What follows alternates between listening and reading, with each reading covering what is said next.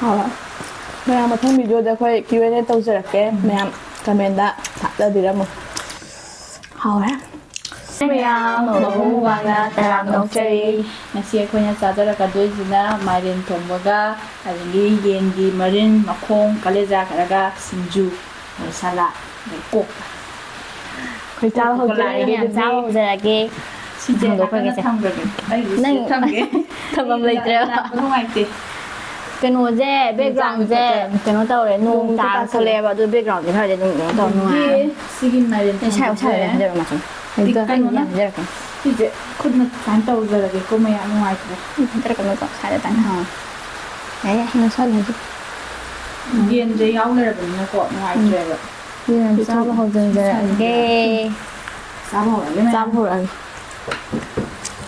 sidi Mairen noin tawjare Mairen du hậu du pun yen makhong kha leng ai đi yen kan to da hảo cái này được thùng mùi nè hậu makhong chỉ thay cái mẹ makhong hậu đó được makhong dạ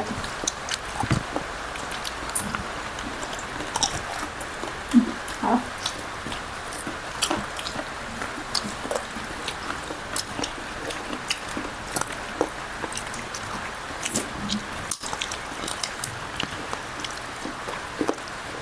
nồi gì vậy mà sai đã ra vậy cam dài chạy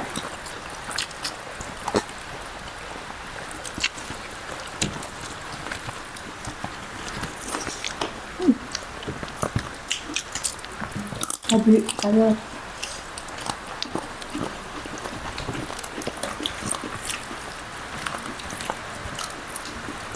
gì vậy hầu lên mà không cần cá phải ra lại này Juga kalian noodles na, bigyan akaw na, tilong na, tanam na sing na tawasud.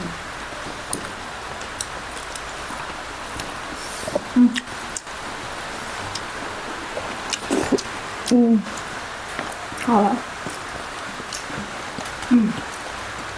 hậu rồi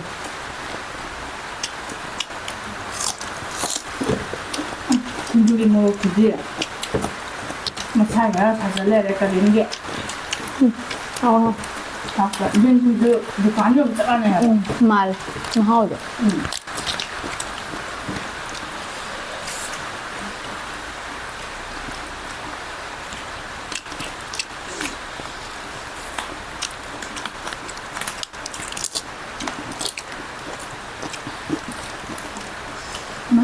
Mà không chán được quoi. Chả phải kì. Được. Chị chán đâu vậy? Chị xin ạ. Chị kỳ.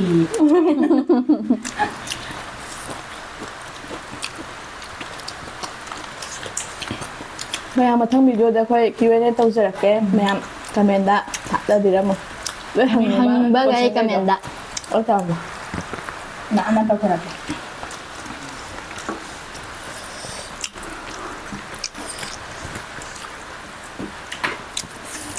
hay quá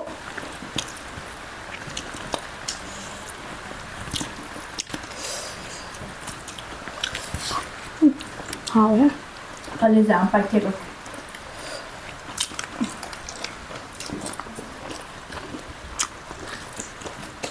Kali jang si ang pa may bay. Malin.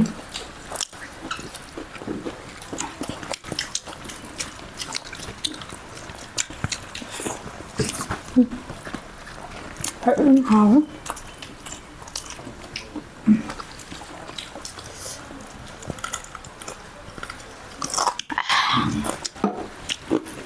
Makin. Jeng lẩu đấy. Xin đi khảo ra này. hậu chính rau rồi rồi đào mà nó rồi Em xà với mà lệ. sâu ấy hay cho đủ rồi Hay là cũng đi ra rồi. không như chắc chắn rau gì anh không có hậu rồi Không cần lẩu. cái này làm sao rồi cái lấy dài mình nhiều sống vào rồi nên cái lấy trắng chưa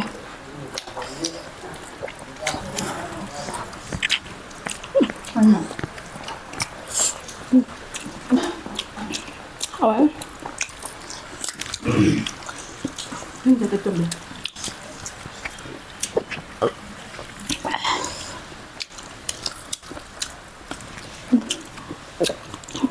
진짜 하고 봐 정말 신이 인도가 또 말해봐 아빠 간다 신이 아주 밤새나 봐요 망던 너 아빠 먹어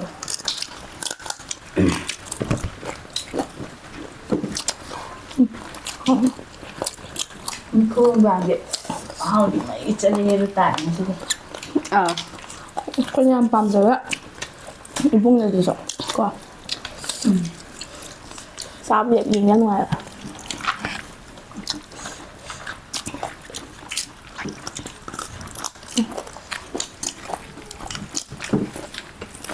hơi cả cá của nó trông rồi không có gì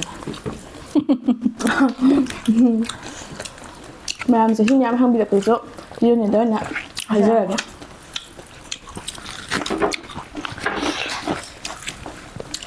quay cài về dệt để xem ngàn nộn nơi bị được ra hai lần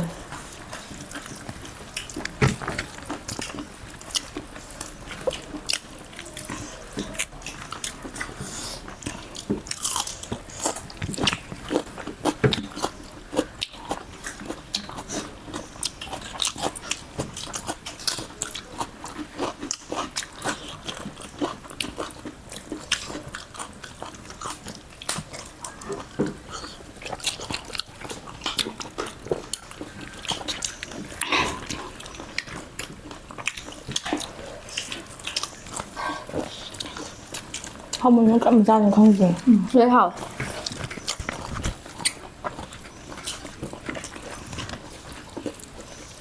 viên rượu rượu tập thật có cái quả sai vào rồi quả độc tỏi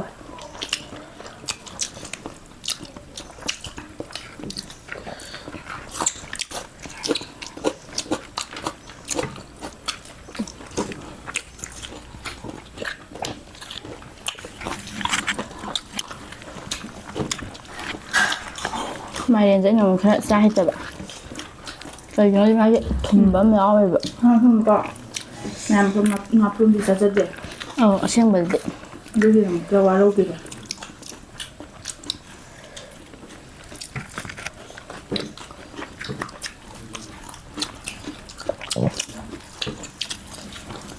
không ra ba chả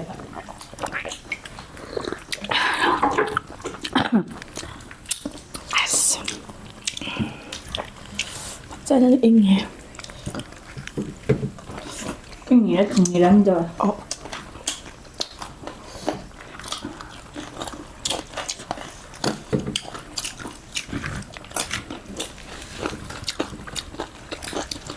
하려고 많이 담아 phải được rồi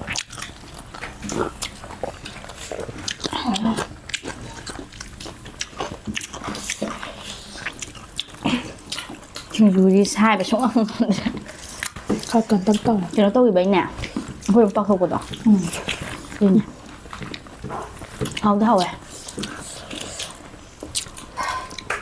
thôi chủ quán luôn mà nè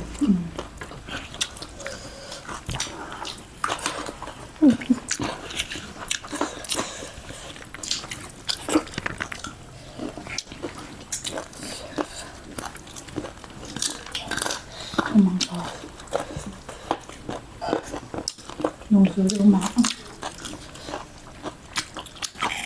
cái rồi nông sữa rồi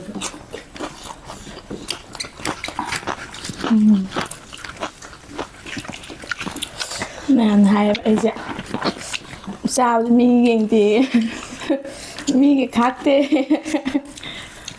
nè tôi happy nóคนเนี่ยมาซาจะเป็นอะไรไม่มาใช้มาต้องจะเป็นวันกับคนที่เฮเลจะคนเด็กก็เลย想ใช้สั่งไปซาเจน tôi thì sẽ ra hay là vậy nè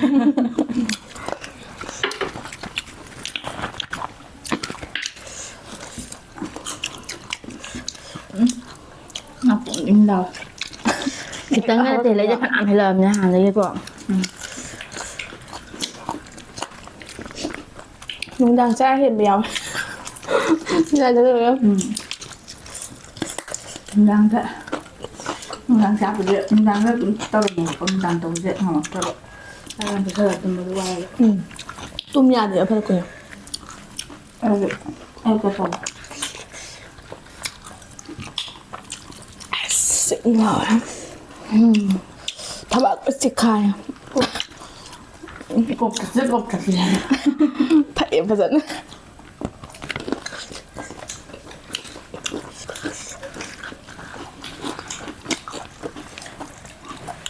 Thấy bị giam hả?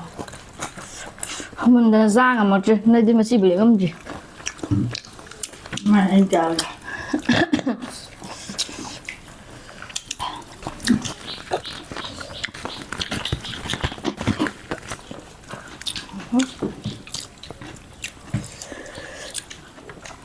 Không phải chim cho lâu ra được. Mà nó chinh ra là.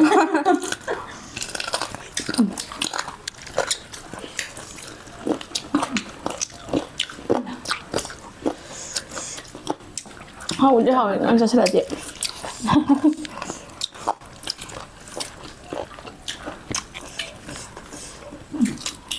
Không được đấy. Mà sao? Không hỏi đó. Sao không được? Hôm mai luôn chủ yếu chỉ đây là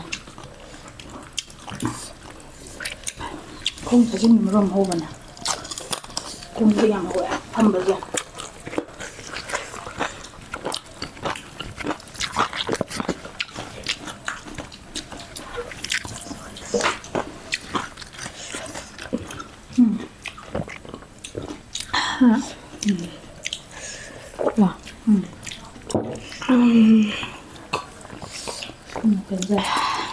Cái này là những tăng giảm. Ô, cô đi bằng cái lại. Sáng đây là gì quá? Làm gì phải là vậy? Làm mình. Đã cả là gì không?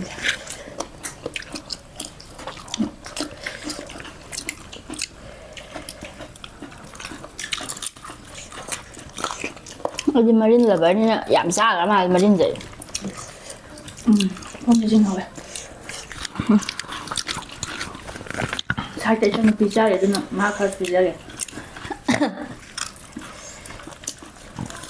Mà pizza cha bữa đi mang sai được rồi.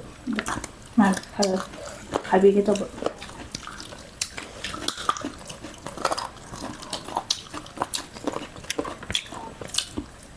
Khai bị đó cái nào? Nên sao nữa bọn làm được phượng cái tuổi.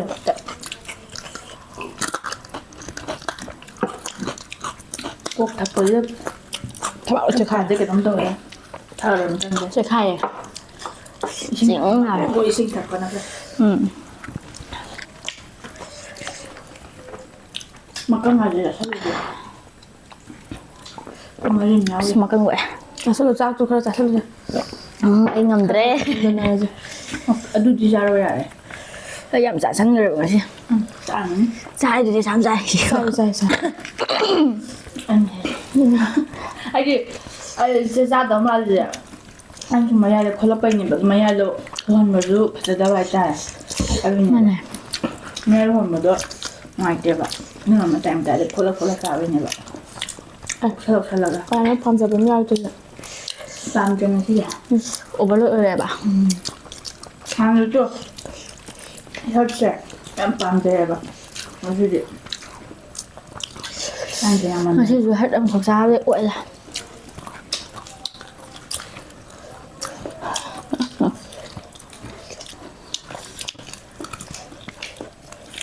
anh ra ấy ra đây gì?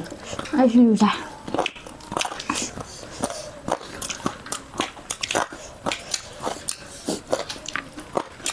자, 저거 이거 멧돼 찍은 거 보기네. 잡을 거 못한 거래 봐. 뭐 미안해 찍어야 돼.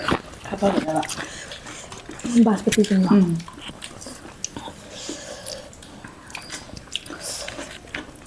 멧돼 찍으냐? 못한 거래. 잡을. 그리고 거기 이런 부분 봐. 강호를 해. ꯅꯪ ꯑꯩ ꯈꯟꯗꯛꯇ ꯁꯤꯡꯉꯦꯀꯣ ꯆꯥꯛ ꯑꯀꯪꯕꯁꯨ ꯆꯥꯔꯛꯑꯦ ꯁꯤ ꯀꯣꯛ ꯊꯛꯄꯁꯦꯀꯣ ꯌꯥꯝ ꯊꯛꯈꯤꯑꯦꯕ 나도 빡빡하. ꯇꯧꯕꯗꯤ ꯆꯥꯛ ꯌꯥꯝ ꯊꯣꯡꯗꯤ ꯍꯟꯊꯕꯅꯦ ꯄꯨꯛ ꯊꯪꯒꯞꯇ ꯍꯟꯊꯩ ꯂꯣꯛꯁꯤꯃ ꯁꯨꯡꯐ ꯉꯝꯖꯗ꯭ꯔꯦ ꯑꯩꯗꯤ ꯈꯔ ꯂꯥꯎꯕꯅꯤꯅꯅꯦ ꯆꯥꯔꯣꯏꯗꯕ ꯆꯤꯟꯖꯥꯛ ꯉꯥꯛꯇ ꯆꯥꯕ ꯃꯤꯃꯤ ꯐꯪꯗ꯭ꯔꯕꯅꯤꯅ ꯀꯥꯂꯦꯟ ꯑꯣꯏꯅ ꯇꯧꯋꯦ ꯍꯥꯎꯋꯦꯍꯦ ꯁꯤ ꯍꯥꯎꯋꯦꯀꯣ ꯃꯤꯃꯤ ꯂꯩꯁꯤꯅ ꯍꯦꯟꯅ ꯍꯥꯎꯋꯦ ꯊꯕꯤ ꯆꯥꯅꯤ ꯆꯥ ꯃꯥꯅ ꯑꯃꯨꯛ ꯊꯕꯤ ꯆꯥꯏ ꯇꯧꯋꯦ ꯀꯣꯛ ꯉꯥꯎꯋꯦ. ꯃꯤ ꯂꯩꯕꯅꯦ ꯊꯕꯤꯗ ꯀꯣꯛ ꯉꯥꯎꯕꯅꯦ.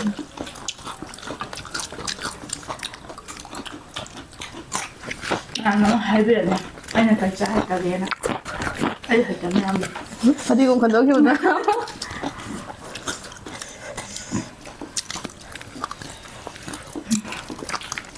ꯁꯤꯡꯖꯨꯅ ꯃꯣꯡ ꯈꯨꯠꯆꯥꯝꯅꯤ ꯂꯥꯛꯂꯦ ꯄꯥꯏꯗꯣꯔꯦ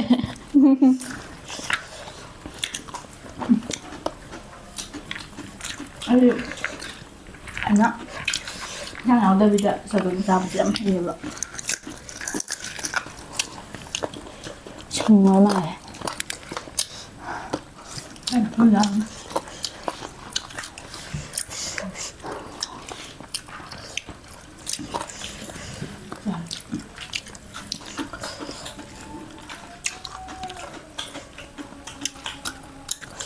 ꯕꯦꯛꯒ꯭ꯔꯥꯎꯟ ꯃ꯭ꯌꯨꯖꯤꯛꯁꯤꯁꯨ ꯈꯔ ꯅꯨꯡꯉꯥꯏꯔꯦ ꯉꯁꯤꯗꯤ ꯏꯁꯩ ꯊꯥꯖꯤꯜꯂꯛꯄꯒꯤ ꯃꯨꯛꯕꯥꯡ ꯇꯧꯔꯦ ꯈꯪꯉꯦ ꯏꯁꯩ ꯊꯥꯖꯤꯜꯂꯦ ꯇꯧꯕꯗꯤ ꯑꯉꯥꯡꯅꯤꯗ ꯑꯉꯥꯡ ꯌꯥꯝ ꯂꯩ ꯑꯉꯥꯡꯁꯦ ꯑꯇꯩꯗꯤ ꯁ꯭ꯀꯨꯜ ꯆꯠꯄꯅ ꯆꯠꯈꯤꯕ ꯁ꯭ꯀꯨꯜ ꯆꯠꯇꯕ ꯑꯉꯥꯡ ꯈꯔ ꯂꯩꯌꯦ ꯃꯊꯪ ꯆꯍꯤꯗꯩꯕꯨꯗꯤ ꯆꯠꯅꯔꯗꯕ ꯉꯥꯛꯇ ꯑꯩꯈꯣꯏꯒꯤ ꯑꯉꯥꯡ ꯅꯠꯇꯕ ꯃꯤꯒꯤ ꯑꯉꯥꯡ ꯑꯧ ꯑꯩꯈꯣꯏꯒꯤꯗꯤ ꯁ꯭ꯀꯨꯜ ꯆꯠꯀꯦ ꯑꯃ ꯃꯧꯌꯥꯏꯝꯒꯤꯗꯤ ꯁ꯭ꯀꯨꯜ ꯃꯊꯪꯗꯩ ꯀꯥꯗꯣꯏꯅꯤ ꯑꯗꯣ ꯃꯥꯒꯤꯗꯤ ꯀꯩꯅꯣ ꯂꯩꯌꯦꯕ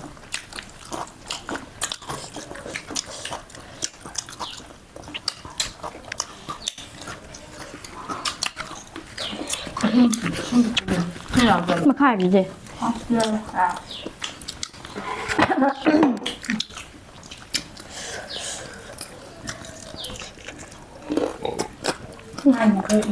ꯑꯩ ꯃꯈꯣꯡ ꯆꯥꯅ ꯁꯨꯜꯂ ꯆꯤꯛꯄ. ꯁꯨꯝ ꯆꯥꯁꯤꯜꯂꯛꯑꯗꯤ ꯃꯀꯟ ꯀꯩꯅ ꯀꯩꯅꯣ ꯇꯧꯔꯛꯄꯖꯥꯠꯅꯤꯀꯣ ꯃꯇꯣꯡ ꯌꯥꯝ ꯐꯩꯌꯦꯕ ꯁꯣꯝ ꯉꯝꯗꯦ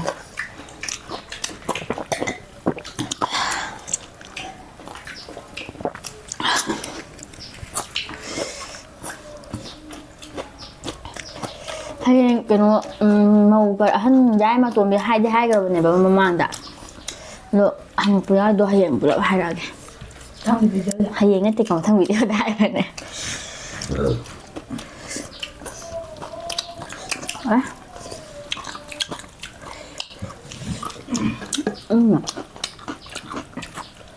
ꯑꯩꯈꯣꯏꯒꯤ ꯊꯪꯅꯕꯗ ꯑꯉꯥꯡ ꯃꯌꯥꯝ ꯂꯩꯌꯦꯕ ꯑꯗꯨꯅ ꯁꯤ ꯊꯥꯒꯠꯂꯛꯏ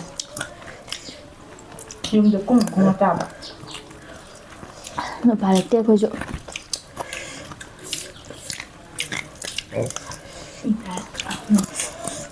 ꯃꯥꯏꯔꯦꯟꯁꯨ ꯆꯥꯕ ꯍꯩꯇꯦ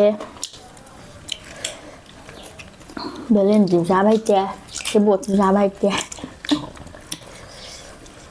ꯑꯗꯨꯗꯤ ꯑꯩꯈꯣꯏ ꯆꯥꯔꯛꯀꯅꯤ ꯑꯗꯣ ꯆꯥꯕ ꯍꯩꯇꯦꯅ ꯁꯨꯡꯆꯥ ꯆꯥꯗꯕꯗꯤ ꯅꯠꯇꯦꯗ ꯁꯦꯕꯣꯠ ꯁꯥꯛꯇꯣ ꯌꯥꯝ ꯍꯥꯎꯕꯅꯦ. ꯈꯥꯃꯦꯟ ꯈꯔ ꯁꯥꯛꯇꯣ. ꯈꯔꯗꯤ ꯑꯗꯨꯝ ꯃꯥꯒꯤ ꯆꯥꯏꯌꯦꯕ ꯈꯨꯠ ꯊꯥꯖꯔꯒ ꯁꯦꯕꯣꯠꯇꯣ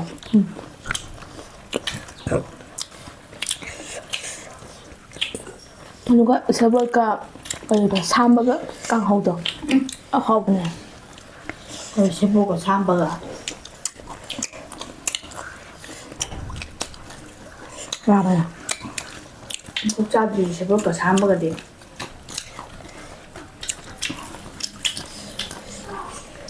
ꯑꯩꯈꯣꯏ ꯉꯥꯔꯤꯒ ꯇꯧꯔꯒ ꯉꯧꯗꯣꯏꯕ ꯐꯨꯃꯥꯏꯗꯨꯒ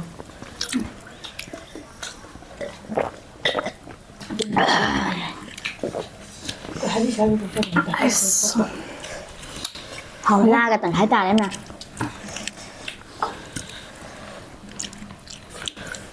ꯉꯝꯖꯟꯕ ꯇꯧꯕꯅꯦ ꯉꯝꯖꯜꯂꯣ. ꯆꯥꯕꯗꯤ ꯃꯌꯥꯝ ꯆꯥꯖꯕ ꯈꯔ ꯇꯞꯆꯕ